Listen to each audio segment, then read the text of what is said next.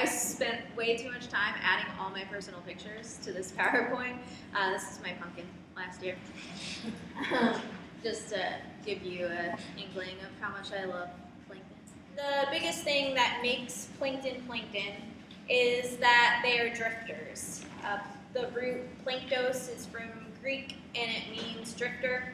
So it's pretty much anything that cannot swim against the ocean's current. So that includes a lot of things. The biggest thing that it includes are jellyfish. They can be huge. Last week we learned about autotrophs and heterotrophs. So, pop quiz, what's an autotroph? Makes its own food using what? Using the sun and carbon dioxide and water, right? The three main important things. Because usually in certain groups of organisms they have common symmetry. So one type of symmetry is radial symmetry. So you can see here you can slice it any which way you want and the two halves are going to be the same. Can you all think of any other ocean animals that may have radial symmetry? So starfish is a good example. So they don't have like perfect radial symmetry like a sea anemone does, but they have those 5 parts. We call it pentamer symmetry or pentaradial. So it's very close to that. On to our types of plankton. So these are diatoms on the beautiful pictures of diatoms. Usually they have like a yellowish, brownish, greenish tint to them. And the key thing about diatoms too is that they're kind of in this glass house called a frustral. It's made of silica. This diatom over here in the bottom right hand corner, that one's called Cossidodiscus. And it can actually get pretty large, like a couple millimeters. You can see them with your naked eye. And think of them like a petri dish. So you have a bigger piece on top and the smaller one that insets in the bottom.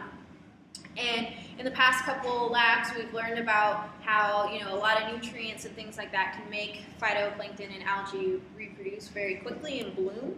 So for diatoms, it's super easy for them to bloom because all they have to do is break those 2 frustrals apart and then just grow the other half to replace it. And they keep kind of dividing in that way. That's why it's kind of this quick thing of like a huge input of nutrients and they have all that sunlight, all the right things at the right time. They're able to bloom so quickly because of that way of dividing. Another type of phytoplankton are dinoflagellates. So diatoms always are autotrophs. They're always those primary producers. But actually, dinoflagellates, we call them phytoplankton too. But sometimes they can photosynthesize, and they also sometimes just feed on other phytoplankton, or sometimes they can do both.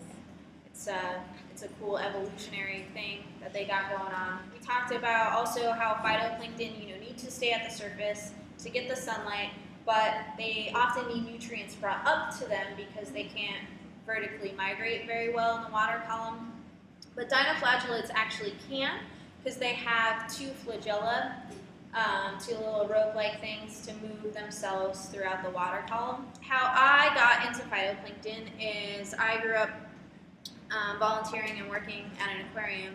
They partnered with a couple local universities that were studying harmful algal blooms or red tides, brown tides. You all may have heard it spoken of that way. They were trying to create what's called a citizen scientist program. So citizen scientist programs ask the community to go out and collect data for some research. So with this program, they were asking local aquariums and other groups to go out, collect phytoplankton twice a week, look at what species are in the water, and if you notice any certain species that may cause toxins, and you notice them starting to get in large amounts, then you report it back to them so that they can keep an eye on it. And the thought is that you can early detect a bloom happening. You can see that the numbers are rising with these certain toxic organisms, and then if there's fisheries in the area, like if there's any shellfish or things like that, that when humans eat it, it can cause us harm, you're able to shut that down before anyone gets sick. They release a toxin, they can deplete oxygen, and then if you remember last week talking about bioaccumulation, and this would be the case where you have this toxin where if you're just in the water, maybe it wouldn't really impact you. But if you're consuming something that has consumed a lot of this dinoflagellate and holding a lot of this toxin in their body, it could be harmful to you. So now we can move on to animals. So our zooplankton, you could always remember, you know, animals go in a zoo, but we pronounce it zooplankton. And two ways to divide zooplankton is how they spend their life as a plankton. Some animals stay plankton their entire life, their whole life, so that they are holoplankton. It's the greatest way to remember it. So meroplankton, the ones that are just plankton for part of their lives. Here's all sorts of examples. So I have a polychaete worm right here. On the top left up there are nauplii. So a lot of thinking just like a, like a butterfly, right? They start off as a caterpillar and then they metamorphose into a butterfly.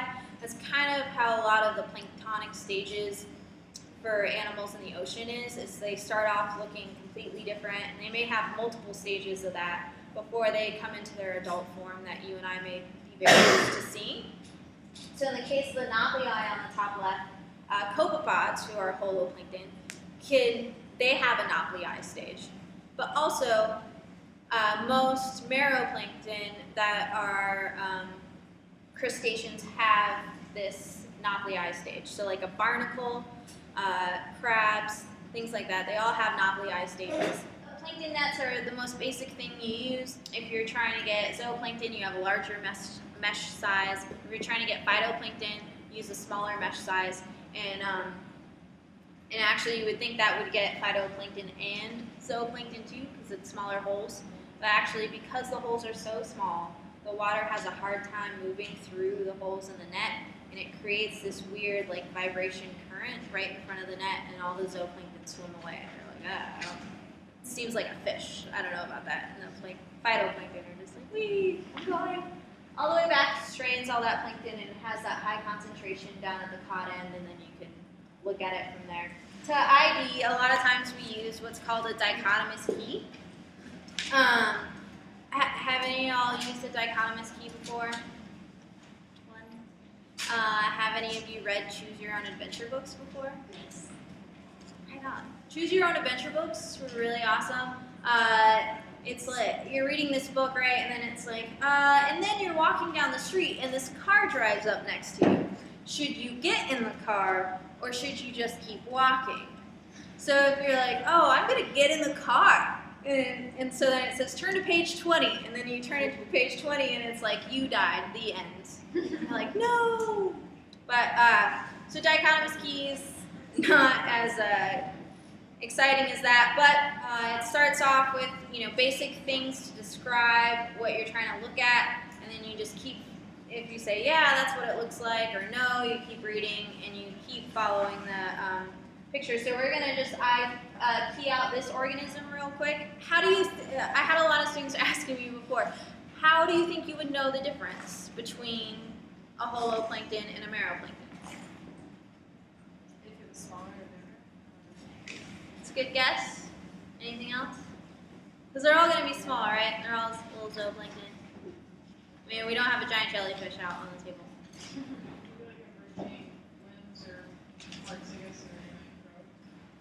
There's that. Also think about what kind of life stage should I say it was if you're a meroplankton? Very beginning. It's the very beginning stages, so we tend to call that the larval stage. So if you're looking in this, you know, ID thing, you ID something down, and it says it's something larvae, then it's got to be a meroplankton, pretty much, right? This is my graduation cap. Told you the nerdiness never ends. If you're worried about your grade, you can come up to me during the labs. Also, I have a spreadsheet with all your lab grades in it, where I've calculated right now your average and also your average with your lowest lab score already dropped out of it. So you can see if you missed a couple labs, you can see how much damage that has occurred to your lab grade just dropping one of those zeros. Yeah. Huh? Well, 1 lab because your lowest lab grade is going to get dropped. Do you have any questions? All right, let's get started.